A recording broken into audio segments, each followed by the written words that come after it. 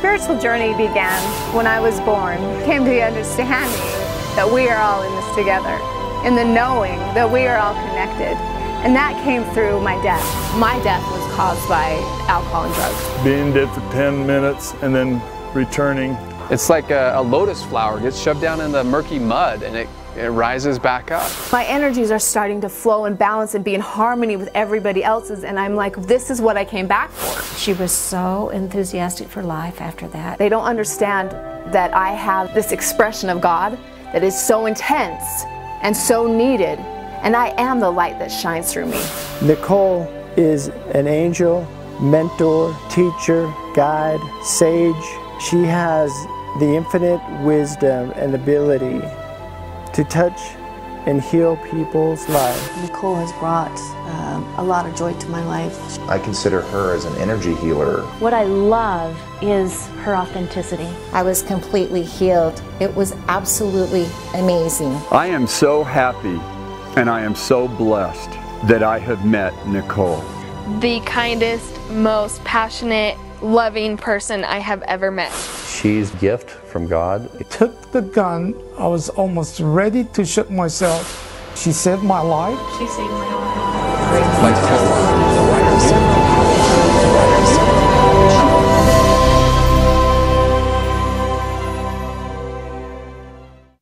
And happy Wednesday. Welcome to your Wednesday, Remembering Connections with Cindy and Nicole. I am Cindy. And I am Nicole. And how are you doing today, lovely woman? I am super amazing. You are super amazing. I think you're super amazing every single second, right? I try to be. Yeah, no, I think you do it. Anyway, we're broadcasting live in St. George. If you're listening or hearing us on Facebook, 100.3 FM. It is Radio St. George at Dixie State University. We want to thank our the professor here, Sean Denovan, for allowing us to be on here every week. And we are on the Radio St. George Facebook page if you want to check us out. And we are going to take phone calls this morning, and the phone is already ringing. Do we want to already do this right away? Sure. Let's do it. Nicole, the amazing healer. Worldly healer, 879-4100, area code 435. We're going to take the first phone call. It's already here. Hi, you're on the air with Cindy and Nicole. Would you like to talk to Nicole today? Yes, I would. Okay. Am I on the air now? You're live on the air right now, and you can just say hi to Nicole, and she'll talk right with you. Hello, hello. Hello, Nicole. This is your buddy in Houston. Oh. David Allison. Hello. Hello, amazing man. How are you? I'm doing wonderful. I didn't know I was going to be on the air so quick, but so let me not waste any time. I just wanted to thank you for coming to Houston, and especially under such adverse circumstances. For those of you who are listening, Nicole made a trip to Houston to speak to our Law of One study group, and that was, she picked a pretty unusual week to come to Houston. That was the week that we had Hurricane Harvey. Oh, wow. Yeah. And she got through. Just barely. Yeah. She arrived about the time the hurricane was hitting South Texas. It actually hit South Texas, went inland, and then went back out into the Gulf of Mexico, and then headed toward Houston. And so by the time it got to Houston, it was a Category 5 hurricane, and it brought about 54 inches of rain, approximately. And it flooded 130,000 homes in Houston. So, and then Nicole made it to your group in the middle of all of that. Well, we hold a meeting at the public library in the large meeting room, and so they closed. Of course, they closed the library, so we had no place to meet. And as you might know, they also closed the airports, so she couldn't get home. So she stayed in our home for a week. Oh. But anyway, we were able to get some of the members of the Law of One study group to come to our home, And so we held 3 separate meetings in our home. Had about 28 people there total for those 3 meetings, and that was pretty respectable considering we had a hurricane. Yeah. And most of our members couldn't. The roads were closed, or their home was flooded, and they couldn't come. And that was about half of them. And the other half, most of them were frightened and were afraid to get out. Yeah. So can't blame them. So were the meetings really great that Nicole was with? Yeah, they were. People just loved her. They wanted to come back. Yeah. When are you coming back, Nicole? Yeah, soon. We had a lot of different. The first night we had several. It was such an array of people. Like I think some did quantum work. David itself does a lot of somatics. Then we had psychologists and psychotherapists. Wow. Like it was a huge group of people, and I also got experience through David and his wife that the acts of compassion. They let people come and stay at their house because they live in the highest waters or the highest level of so water. the water couldn't get in there. Yeah. And then they offered their home to people, but they also allowed Eric and I to stay there because our hotel was flooding and there was food, everything was closed, and so I got to experience compassion, and and also it was a turning point. And thank you for calling, David, because visiting you was definitely a turning point for me because I was able to step into a world of understanding without judgment. I was in pretty much a lot of fear when I heard the people, not because of the hurricane. I got it. Oh, I thought you were No. I would be scared. I was outside waiting for the tornadoes to hit. They're like, you're not supposed to do that. Go in the bathroom. But the not necessarily diversity, but the array of different people that David has in his group. Yeah, that is vibrationally attracted. Yeah. Really assisted me in feeling at home in many different areas of reality or of perception. So it was a huge turning point for me. So thank you, David. Well, it was a pleasure having you here. So as you're speaking, my group is composed of all different types of people from both the technical perspective and the spiritual perspective. We have people from all religions and all philosophies. I love that.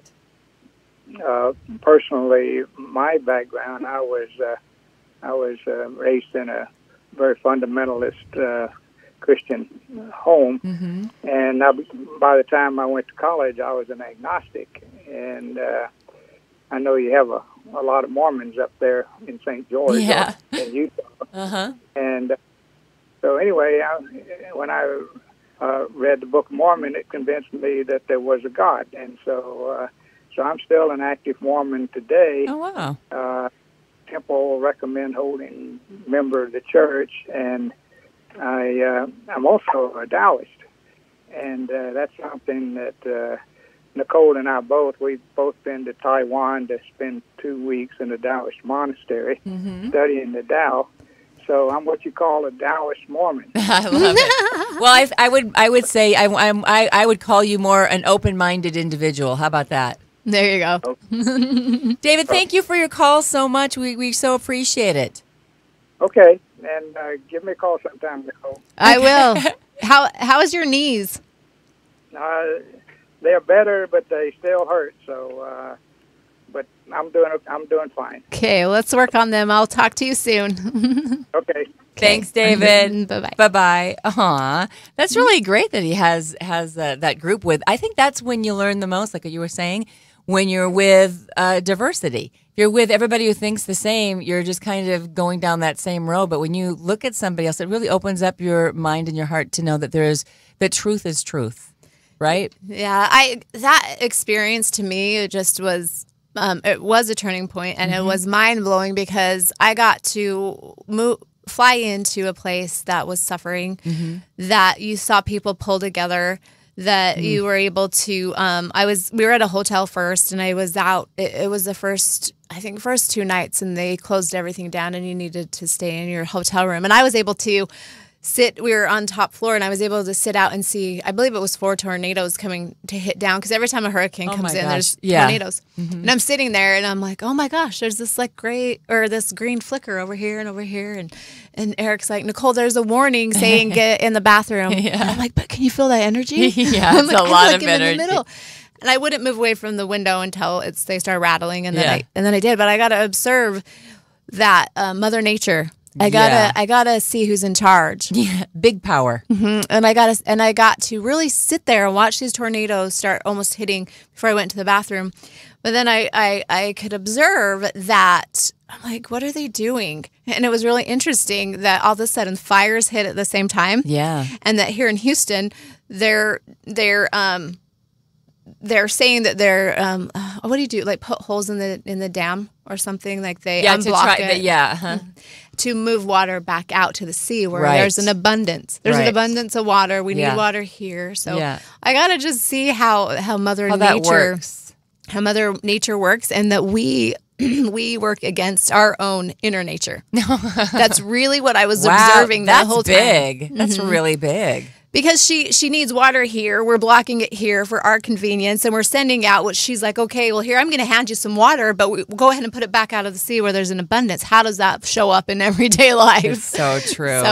That's so true. So my lessons there were profound. I mean, profound. Yeah. That I got. An experience was amazing. If you would like to talk to Nicole today, by the way, you can always go online and check her out at energyhealingbydesign.com. If you want to get with her for a personal healing, you can always go to our Facebook page at Remembering Connections with Cindy and Nicole, and you're going to be able to see the videos of our radio shows and all of that. And call us right now, 435-879-4100. Looks like somebody else is calling up. 435-879-4100. Hi, you're on the air with Cindy and Nicole. Would you like to talk to Nicole today?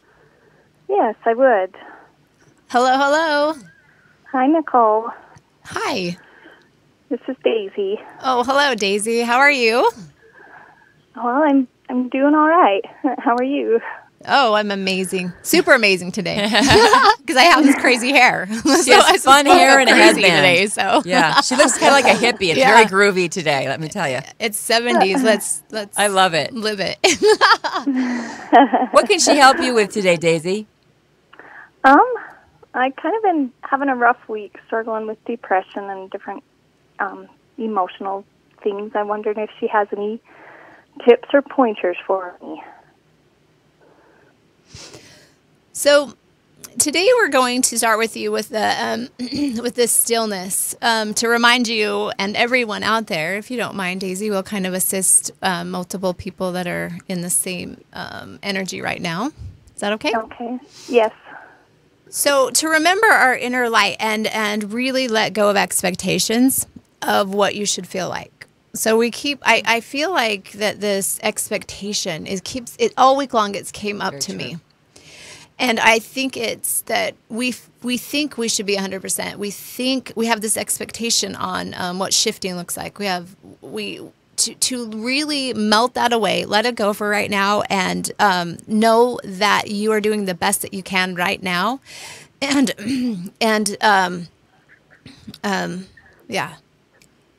that's okay. Doing the best you can. Yeah. So your stomach area right now, and your solar plexus, which is underneath your ribs. Uh-huh. Do you feel that? Uh-huh. Moving? Okay. So what we're going to do is we're going to allow everybody to melt into their chairs. If you're driving, please don't. Please don't melt into your chairs. Do it later when you're listening. Listen to this later. But what we're going to open up is this really harmonious space for us to heal in. And individually, we respect our own space. So we're going to imagine that there's this beautiful white light. And actually, let's not imagine. Let's go into knowing that there's this white light, loves us dearly, so full of love and delight. I love that word. Mm-hmm. And joy. Mm-hmm. And as this is happening, we're going to allow it to move down through the cosmos, the stars, collecting all that harmonious information and cooperation. And as it moves through the top of your head, this white light of unconditional love. It's going to move down into your throat and heart and down through the lower parts of your body and out your legs. And as this is happening, imagine your cells awakening. There's cells in our bodies. There's all these little cells, they call them biophotons, and they're light. Imagine or play with, what if you could bring that harmony in each one of those cells? Okay, let's do it. And as this is happening, you're awakening to your innate knowing of your value, that you're on purpose. We're bringing you back into that childlike state, that inner child, and melt away all the stuff that doesn't serve you. Just watch it move. Just witness it move. And as this moves down into Mother Earth, we are going to collect it in a red, like, let's make a fireball so that Mother Earth doesn't have to take our stuff anymore. And in this fireball, what's going to happen is your emotions, your energy are going to be transformed into something beautiful for you, because this is your energy. You want it back. You want it back designed in that perfect form that you are. So as this is moving back up through the crystals and the dirt, it's remembering your form, it's remembering your intelligence, and it's going to collect that yummy water and nutrients from the plants and the structure of, wow, I'm an amazing being of light. And as this connects you to the Mother Earth, you're now merging that white light and you're remembering your wholeness. You're going to feel this burst of love in your heart. Do you feel it? Yeah. There you go. Now let's clear your brain from those doubts. So there's just surfacing little bits of what ifs. What ifs. Remember, it's your energy. That what if energy is yours. You are accountable for it. So guess what you got to do? That what if, that's a negative what if, it's now a positive what if. Woo! Feel that. Let it go through every pore of your body that you are here, you are on purpose, and it's time for you and everyone to step in it. So you can think of something negative to step in, but I'm going to step into something positive here. And as this is happening, there's this celebration of joy just moving from the cosmos and the light and the God, creator, source, whatever that looks like to you. This beautiful form that we chose to be in. Be it. Then you're going to feel this sense of belonging, of harmony, just move through every cell, every energy. Now move it outside of you into your energy field. So you're going from your heart to your energy field. Wow, we have an energy field? Yep. And guess what? People can feel that. You're going to attract whatever you put out. So turn the what ifs to what if positive, a positive result. What if I'm great? Yeah. What if I have a ton of money? Yeah, and what if I have a great relationship, right? Those kind of things. Yeah, and I dare you to be great. Yeah. Even better. Yes. What if I dare to be great? Yes. Yeah. And just live in that. And then how does that feel? It's good. It feels better. Your whole voice sounds better. Yeah. It's all up and happy now, Daisy. Serious. That's awesome. Now share it with the baby, and we can hear his little cute voice and playing and share it with the family. And Daisy, you are having an amazing transformation, not only with inside yourself, but everybody around you. So keep up the good work. Well, thank you, Nicole. I really appreciate it. You are welcome. Thanks, Daisy, for calling. Good luck to you. Oh, much gratitude. Thank you. Thanks. Take care. We'll see you. So we could say, what if we had 8 hours of sleep in a row? Right? All those things, all the what ifs that we do in that scary worry way, we can go to the positive. I just think that's great.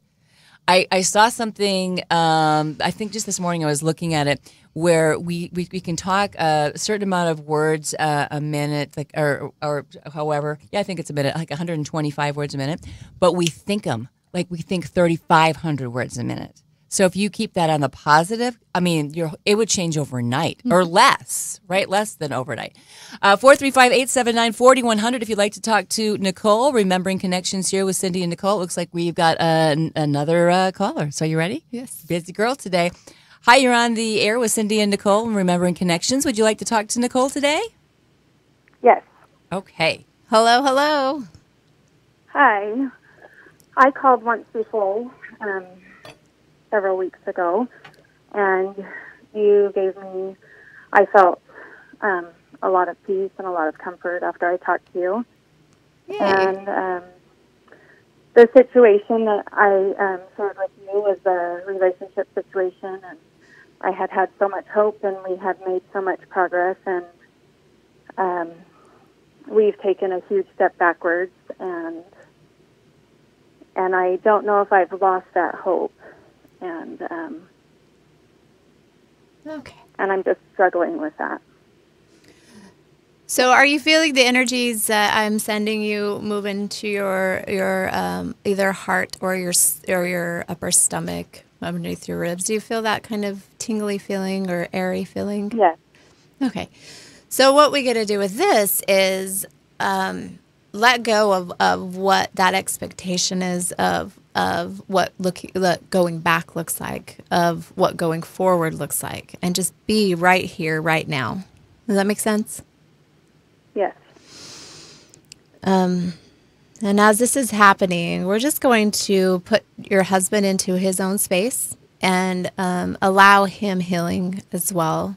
And then we're going to remember that you each have an expectation that looks different. Does that make sense?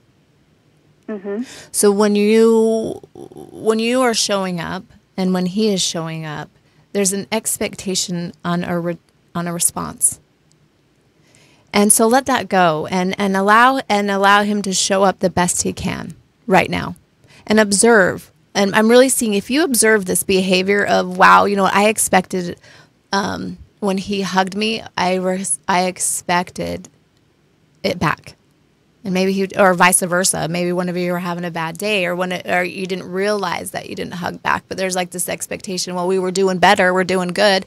I hugged you, and you didn't respond in the way I thought you should. Does that make sense? Yes. And it could be vice versa. It could be you. It could be both of you. But when you're in a movement like you guys are, and it is positive, so you know, but you have a lot around you. We're going to clear right now. You have a lot of stuff around you that gets in your way, and so when you get in your way, then you turn to expecting him, and it might be him or you, it doesn't matter, but then you expect the other partner to fulfill whatever's getting in the way, and you feeling less than. No, that doesn't exist. That's a reality that we're going to melt right now, that hasn't worked for your guys' relationship in the past, and it's not working now. So what you got to do is go back into this energy that you're feeling right now and say, what can I do with this positive energy now? Does the outcome of him and I matter right now? It doesn't. What matters right now is being in this energy and sharing it with him and see what he does with it. And that is where you're going to grow in a relationship. And that's where you're going to find your inner self to even allow him to love you. And then, and the same with you. You're both in that same push and pull. Does that make sense? Yes. So I'm going to allow me to share with you this beautiful light in the heart space.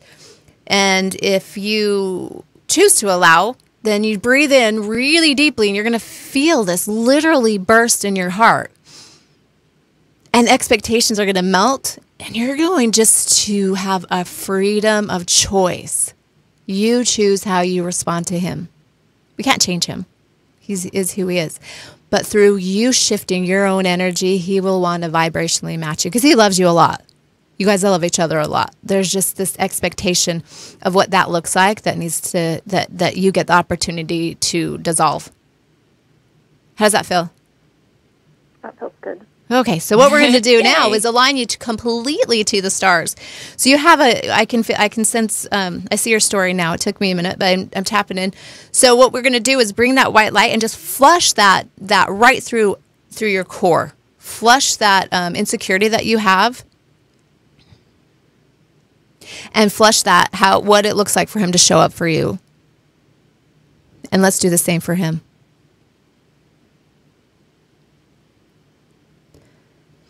There you go. So heart to heart, when he comes in tonight, embrace him.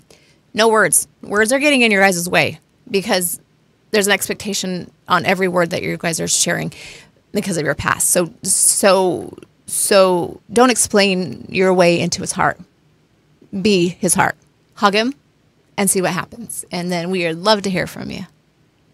Okay. Do you feel better? Yes. Yay. Thank you for calling today. Good luck to you. Thanks. Okay. Bye-bye. Bye-bye. The whole theme is expectations. Mm-hmm. That's the whole theme. I mean, it's funny that you started mentioning that earlier on in the show, and that it's continuing with almost every caller. It's been like that for whatever different expectation. I think that is a really big human condition. And I've caught myself thinking, okay, why am I upset? Because I expected this to be different and it's not. I've got to just let that go. I mean, I've talked to myself this week already about this in my head when I'm driving or whatever. I think that's just something, I don't know if it's because we see movies, like with relationships especially, right? Or just anything in our life, like I'm at this age, it's supposed to be different by now, right? Or whatever. Or I'm at this age, I don't have to be there yet. And you expect things, and then it's like you get upset about it, I think. Yeah.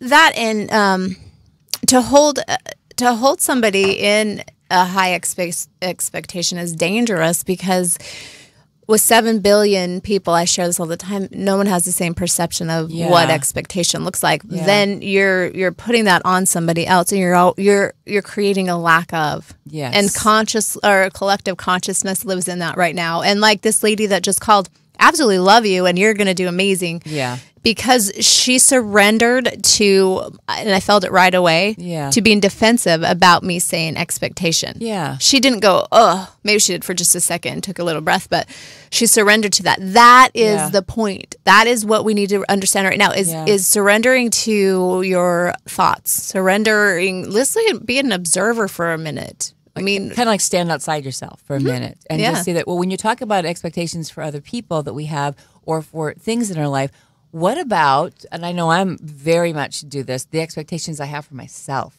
Because sometimes I don't, like you were saying just a little while ago, be the best that you are at the moment or whatever. And sometimes I think I should be better and I'm not. And then that makes me, so it's the same thing when you can turn it on yourself, these expectation things, right? Mm-hmm. Like today. Well, that's no fun, Nicole. I know. Like today, I was like called you because I might be late, and my expectation because my hair was crazy and it might take extra curling because it wouldn't do it, and it actually went really crazy, cool, really fast. So my expectation was I was in a frenzy thinking I was going to be late, and really I had the best hair ever. Yeah, it's groovy, and I dig it, sister. I love it. It goes from small to large expectations. Yeah. They're just they're created, and that creates the box that everybody is saying they want out of. Do you think that the expectations that we have, like I was just talking about for ourselves, if we have expectations of ourselves, and then if we meet our expectations in ourselves that day or that moment or whatever, then we expect everybody else to be meeting theirs too with us, and if they're not, we're mad, you know? Yeah, and everyone else doesn't have the same idea of that expectation, so they have no idea what you're talking about. That's funny. And then there's miscommunication, and then there's this, even if there's a pause, I realize people will have a pause. That means that there's an expectation that you're mad at them, or that they have this idea. If you're just staring at them, because I do that a lot, because I'm like, what? Because mine is just, I really don't understand what you're talking about.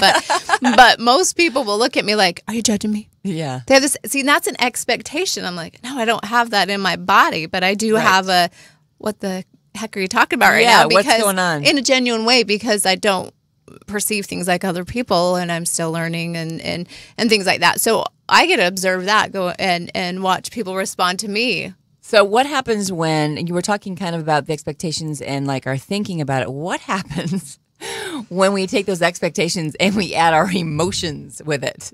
Because now it's fueled beyond control, right?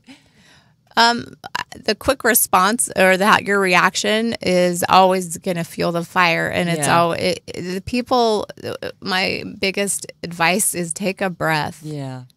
And allow yourself, I mean, you've given yourself the right to have a quick judgment, you're the one that created the right so that you can do that. Yes. You're the only one that says, I have the right to judge that person. Mm-hmm. So it's as easy to say, wow, I cannot unconditionally love anybody or anything while in judgment. Exactly. It's impossible. So as you start sitting back and saying, wow, is that real? Is that my idea of what that person should look like? Mm-hmm. Am I sensitive? This is what play with this one, because my clients have coming to me a lot lately saying they're rarely sensitive, and they are. They're very, very sensitive. And so we're working with them. And what I'm finding is somebody will walk in a room. Okay, so an individual walks into a room and they're like, snap, I don't really feel good about myself. Yeah. Well, that person that is sensitive thinks they're thinking that about them. It's so true. And so now that it's so person true. doesn't like that person. And it's just because that person doesn't really feel good today. So you have this completely miscommunication, and it comes to an expectation, a reaction, and not embracing that people are sensitive and we're becoming more sensitive. Mm-hmm. The feeling, the sensing, the kind of understanding what people are saying by a look, that is real. Yeah. But people are taking it as they're looking at them, down at them. And yes. Probably some people are. But you know there what? always are those. And if they're most of the time, they're just about themselves. Everybody that walks in, I remember telling my son that a long time ago. Listen, you're going to walk in there, and everybody's like a first day of school or something like that. Everybody's thinking just about themselves. Mm-hmm. I don't care how they look at you; they're thinking just about yourself. Is anybody looking at me? What am I? You know, I mean, that's in most. I don't care. We're adults. That's still happening. I totally agree with that. Yeah, and then we start expecting. Mm-hmm. Yeah, and. That will probably lead into reflection, like a reflection when you look at somebody and they are looking at you in a way that you feel they're looking at you, then it's a reflection on them. Yeah. And then you go, so I've observed this. I'm like, oh, well, that is a reflection on them. And then you have to go through them to see through their lens what their reflection is of them. Oh, that's it. Because you can. Not everybody can do that, but you can, right? Yeah, and I'm like, that is why people have such an interesting time with communication. Good way of saying it. They just do. They don't want to respect the other person for their space because they feel like their idea is the only right one. Uh-huh. And that their feelings are the only justified ones. Mm-hmm. And then you go find these friends and family member that will support your story in the way that you feel. And it becomes a really a muddled mess, man. I mean, it's true because it's again, you're communicating and then you're having these emotions and then you're just assuming because they're looking at you like that. They may feel like so scared at the moment, right? And then you think they're looking mean at you, and then you're really looking mean at them, right? And then it's exactly how it is. That's the wars right there in the world, right there, don't you think? Yes, and then remember, the original thought came from the most insecure person. Yeah. This other person that walked in the room is like, oh, that person hates me. And now that person thinks that same thing about them just because they're sensitive. So true. And then all of a sudden the whole family hates each other. You've just described my majority of my schooling when I was little because I could feel everybody and I always thought everyone hates me and stuff. And when it was really they had their own stuff too, but I never saw that. So I guess my question to you, for no matter what age, if you are sensitive like that, and like you said, everyone's getting more and more sensitive, how do we know the difference between us, our energy, and what we're thinking, and what the other person is? Because if we're reading them wrong, again, you know, there's going to be those not nice people that you're not reading wrong, but most of them you probably are reading wrong. How do we know the difference between when someone's really doing that and they're really not doing that? Does it matter? Well, does it matter? Like sometimes when in the moment it matters. Yeah, but does it matter what that person thinks of you? Yeah, that what that person thinks of you? Is that how you're going to show up? Yeah. I can't remember. I read a book a long time ago, and the title was "What You Think of Me Is None of My Business." Yeah, and that's pretty much is what you're saying. But if you show up and you smile at them. Sometimes, I mean, I've had that happen where I think, man, that person looks so mad and stuff, and I smile and talk, and then all of a sudden they're like so thrilled that someone's talking to them, and they're like totally like who they really are then, you know, because they were just scared. So I've totally seen that. I know exactly what you're talking about. And what if there's a what if? What if that person just needs kindness? Yeah. They don't experience at home. They don't experience compassion, and maybe that's it. So if and you're just gonna being valued as a fellow human being, I think a lot of people don't get that. And most people want to live in joy, and they want to find their happiness, and they want to be accepted, and that is the most people want that. Even the people that I found hide away, and they say they don't internally. They want a hug. They didn't get a hug when they were kids. Their mom, and they didn't have the lifestyle that felt comfortable for them, and they don't understand nurturing, and so it's easier to push off something that's uncomfortable. Yeah. So when I see that, I'm like, you know what? They just need to send love and compassion instead of thinking that person's sitting in the corner judging me. Because a lot of people, they do. I experience all the time, almost everywhere I walk.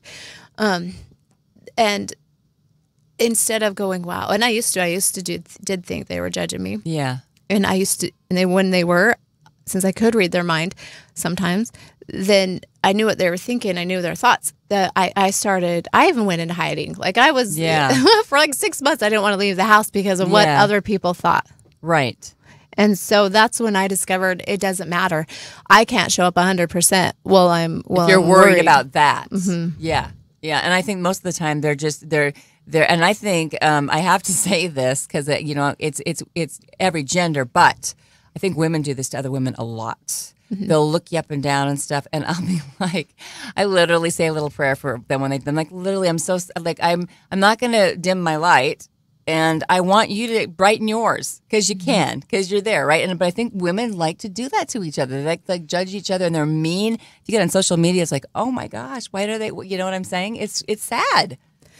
I don't understand that. I never have. Yeah. I don't get the catty, judgmental. That doesn't make sense to me, but I do see it happening. And my advice is, you know what, let them be who they are, and just trust that if you shine, when you shine your light so bright, they are going to eventually, hope for them, that they'll find their own with you shining. Because when you go from personality and in this personality of the human experience, and then you go to light. Light doesn't know anything. The light in your heart doesn't understand any of this chatter in your brain, any of the drama. It doesn't. And obviously you feel and you have those emotions, but the only reason that you have hurt emotions because your brain's telling you do. Your heart doesn't know judgment. Your heart doesn't know to be less than. Yeah. Because it shows up all the time. It beats all the time. Right? You don't have to tell it. Exactly. But yet you tell it how to feel. So when you just drop your brain thoughts, those that get in your way, and you go into your heart and you're like, open that heart space up, you're going to see a vibrationally it's matching. Way happier there. Joy. Yeah. Joy. It's way happier though, isn't it? Yes. It's very, very true. So we just have to keep saying, what if everything was great today? What if I hit every green light instead of the red lights? What if, just keep doing that. And then for me, when I do that game, because it is a little game for me, and then it all happens, I just go, oh, thank you for that. Literally it makes me in a whole field of gratitude of everything, Yeah, and also when you do hit the red light, you can also remember that, for me anyways, be observing. Like if you're like wishing for something to happen and you're like, okay, I need to hit all these green lights, and then you don't hit, you hit one red light. Yeah. Why? Yeah. Like, oh my gosh, if they stop me right here, there's something I need to observe, and there's something I need to see. Yeah. And I started learning that, mostly Eric started learning that when he met me, because I do that. I noticed when I have an obstacle, I need to really pay attention because there's somebody there that needs me always. Yes. Just like the Snow Canyon. Right. The Snow Canyon event when I was going out to Kayenta or Anasazi to, do a healing on somebody there. And I had to go through Snow Canyon first. And Eric and I didn't know why. And it was kind of frustrating for a minute because we thought we were on a time crunch. Right. And we go through, and then there's this lady and this gentleman from Logan that had, I think it was snowing there, and it was like 70 or 80, between 70 and 80 degrees here. Wow. So quite the temperature difference. Yeah. Well, we go down there. She had just had knee surgery. Anyways, so we were driving up the canyon. all of a sudden I see this gentleman and this lady on the side of the road. He like puts his thumb up. Eric thought he was kidding, and I'm like, no, you need to stop and get them guys.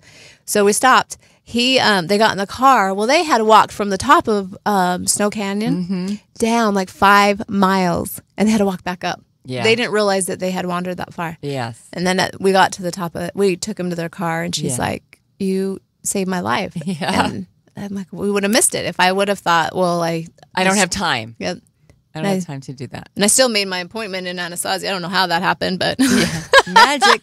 It's magic. But I think that's true. Whenever I do, literally, I was telling you before we got on the air this morning that every red light, everywhere I've been today, including I get up very early and work early as well. And everywhere I've been, red light, red light, red light. And I finally, like after the third, I'll go, I get all mad. And then after like third, I'm like, all right. And then I just like surrender to it, like, okay, I'm supposed to just sit here and breathe. And so that's what I'm going to do until it turns green. And then when I go to the next light, because I know it'll probably be red, I'll just sit there. And, I mean, you finally just, sometimes it's a time to say, slow down. You have more time than you think, just what you were talking about, right?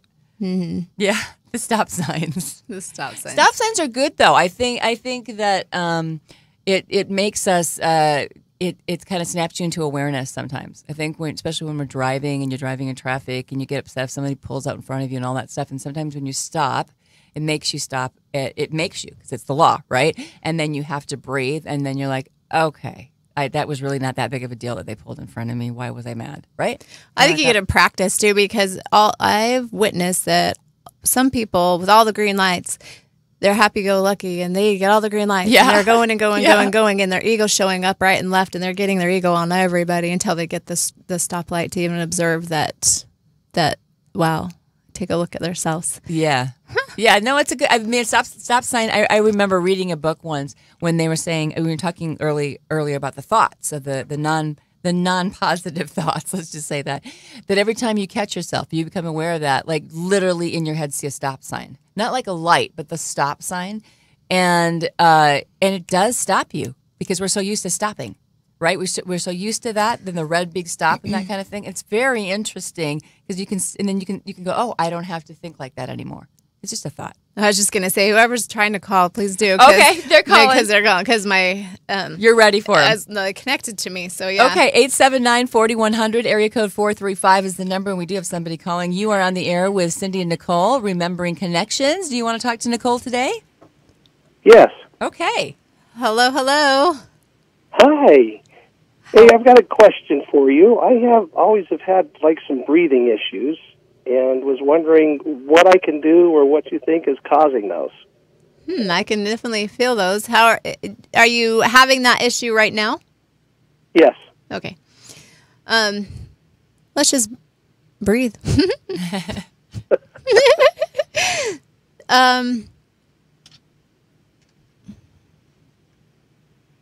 There. So I'm feeling just a little bit of buildup in your fibers. So when you sleep on your back, you probably snore a lot. Well, I had some surgery done to cure the snoring. They took out the uvula and the tonsils. Okay. So you have some scar tissue. Where would this be? The sternum, like the throat, the base of the throat. Yeah, the thymus area. Yeah. I don't know. I should learn anatomy, So but you're good. Right in that area. Let me know when you start feeling, or you might feel a sense. You might feel, or just know that there's this movement moving on around in your chest. In that upper area, though, it's going to pull back like your shoulder or your collarbones. Mm-hmm. Well, and what's interesting when you talk about sternum and that, I do have to pop my sternum. I know you're not supposed to be able to do that, but I have to crack mine, or it just feels like somebody's got a belt on my chest. Okay, I can feel. Don't pop it. I can feel that. So what? Let's move a blue light down your spine, which is I have like this electric blue light that I came back with. Let's move. Imagine or vision it's moving down your spine. Move the shoulder blades back a little bit as you breathe, and you're going to feel something move in your chest between the shoulder blades. Take a deep breath in. Yeah. I'd probably hear me breathing on air. That's okay. Breath is good. We love breath. Breath is life. So bring some joy into that. Your whole jaw's moving now, right? Yeah. Okay, move into that. Because your spine, so your body gets used to being a certain way, has an expectation of how it should work after you've been a certain way for so long. So right now what's happening is there's this light moving in your sternum, up your neck, and moving your shoulder blades back, and your spine is lifting. And what's that word? Stretching? Yeah, because it's been compressed, so it's decompressing. And as this has happened, you're going to feel your head kind of bobble back in place. There you go. I can feel that. Whoa, right in the ooh. Can you feel it? Because I feel it in your that cavity of your crown. At the base. At the base, I feel that's where most of the stretching is going. Yeah, there you go. Mental note: learn anatomy, Nicole. Yeah, so moving. It's that thingy. Yeah, that's how I work, but most people don't understand that unless I'm in the room with them. So as you're stretching that out, moving your shoulders back, you're going to just feel like this opening happening inside of your chest, and allow that breath to move in, because it's clearing and cleansing, and it's remembering its innate wholeness. There you go. How's that feel? Good, thank you. You're welcome. Do you have a pinch in your right shoulder? Between your neck? I get a popping noise, yeah, and there's something that's in the way there. Okay. There you go. How does that feel? I just tap on your right side of your, kind of where your lymph nodes is, behind your ear, and just kind of move that up and down. On your neck. On your neck. Mm-hmm. That muscle right there. Then it goes like to the, all in that same place. Just kind of move that up and down. So you're going from the core of your neck down to the, up and down your neck and your spine. And then you're going to go down to your collarbone. Just do that for the 36 hours, the 36-hour process that the energy will be moving through you. And you're going to feel a really delightful alignment. There you go. Are you feeling better? Yeah, thank you. You're welcome. All right. Thank you. Have the most amazing rest of the day.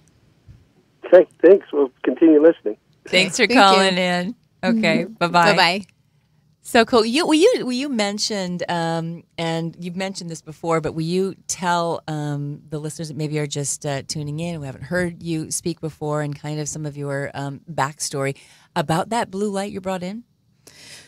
So when I died, I had the opportunity to be in the light for 10 minutes. And when I was there, I witnessed this masculine, feminine frequency, energy, vibration happening. And as I knew I was coming back and I chose forgiveness, I saw my body, my dead body weight. And I saw, this is when I learned about biophotons in your body. And I saw this one light, and I was told through just energetics, like the spirit just knows, creator, God, light, you just know what is being shared with you. Yes. And I grabbed, I knew that if I grabbed, or when I grabbed this light, this frequency that the divine was sharing with me, and I moved it back into this one light that was left on in my body, that I would start awakening. And I did. That's so crazy. I grabbed it, and then I moved into the body. Where the blue color came from is other people would share with me over the last 10 years that when they see my frequency, or when sometimes in their room, they'll see a blue light. It's like this turquoise blue light. And so then I started asking what that looks like. And then when people share with me that there's like this electric blue light that comes out of my hands when I heal. So that's literally when you are talking to somebody on the phone, you can say, look for that electric blue light, because then maybe they can touch base with you faster, kind of a thing, because they can see that. Yeah, or some people see a white and gold light. But when I assist in healing, that healing light that I brought back, And I did show up for that. A lot of people say you hold resonance for healing and they don't heal and stuff, but I did fight for that light to get back in my body. So I do show up with that light. Right. And so that's well, you put the light back in. If you did that, you put the light back in, right? Yeah, and 10 minutes is like lifetimes. And in that observation of being in the white light, when I was observing this, sometimes words happen. That's the truth. So when I was observing this beauty that is, and I was going through the emotions and the feelings and all that stuff that my life had looked like. Yeah. I got to bring that light. I got to cultivate that light, and I got to understand that light. And so when I didn't understand exactly what was happening when I was moving back into my body, but once I was in it, and now it took me a while to process all of that. Yeah. But and it took a lot. A lot of other workers and a lot of people will fly in sometimes to share with me what they've seen in my journey, and so that's how I observe me, not necessarily what I think I am. No, I'm asking. No, I know. That's why I'm asking, because I just find that so fascinating and interesting. Like if somebody were to take like a staff or something like that, and they grab a hold of it. I mean, when you're healing somebody, when you're assisting in their healing, is that what it's like for you? Like you take that light, just kind of like you did for your body. Is that what you do for others when you're assisting in their healing? First, I mirror the white light because I can't, even if I hold my light very strong, and even if I stand with the staff or whatever that looks like, I can't really assist you until I know who you are and what you need, and you're the only one that knows that. Right. So mirroring the white light where we all came from, and then holding a really pure space to completely dissolve into what you need is what I do. And then when I'm called on it, I'll just hold it in my. It just comes into my hand and not my other hand. That's so cool. So it's like that whole mirroring the white light. I just had this vision, and I don't know, because again, you forgot a lot of things when you came back.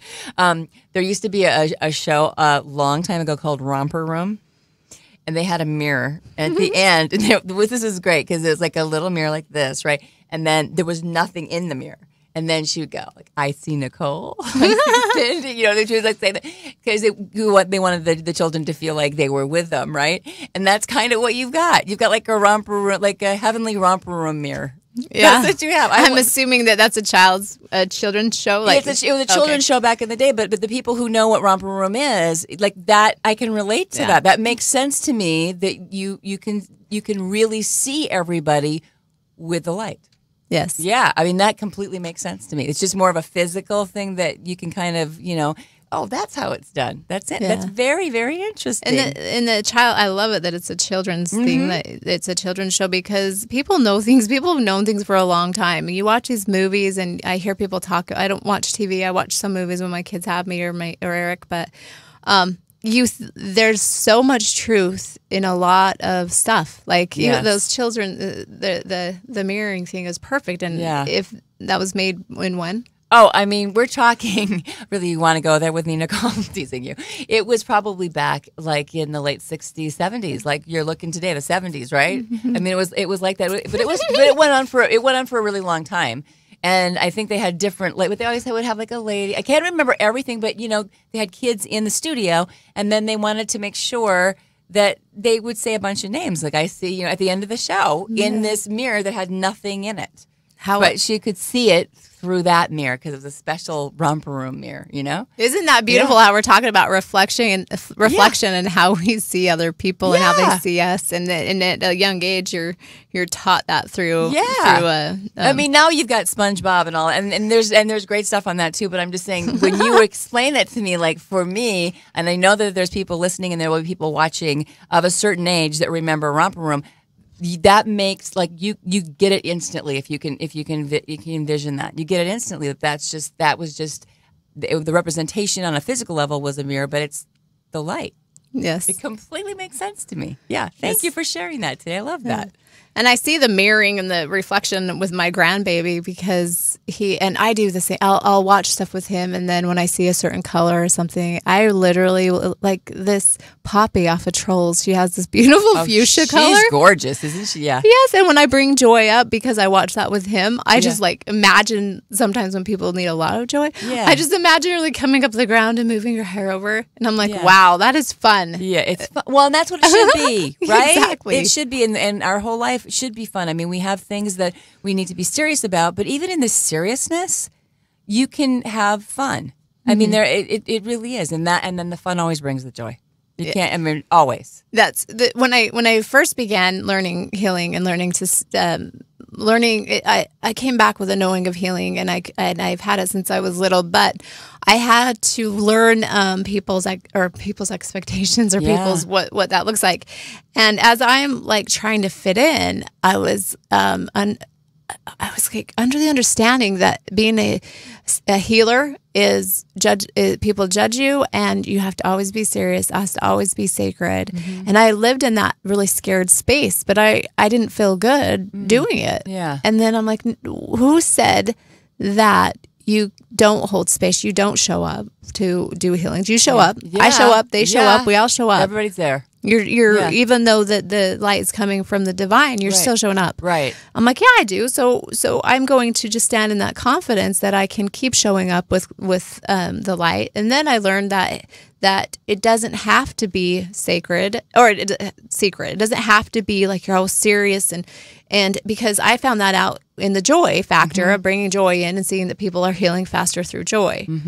And then I got some I don't want to call negative. We have like just a minute left. Oh, but I got some negative back. And then I realized that if Jesus and Buddha and some other people wouldn't have healed in the streets, we wouldn't know that it was possible. Exactly. No, that's exactly right. You just you have to walk the walk and then go, oh, I get it now. Right? Exactly. I love that. Energyhealingbydesign.com is Nicole's website. If you want to get with her personally, I would highly suggest it because she's amazing. Energyhealingbydesign.com. You can also go to our Facebook page at Remembering Connections with Cindy and Nicole. We're going to be re-recording this or re-putting this on, and Radio St. George on their Facebook as well. We want to thank Sean Denovan, who is the professor here at Dixie State University, for allowing us to be on Radio St. George 100.3 every single Wednesday. And speaking of showing up, we're going to show up next Wednesday, are we not? Yes. All right, we're gonna. That's what we do. So check out Remembering Connections with Cindy Nicole on Facebook,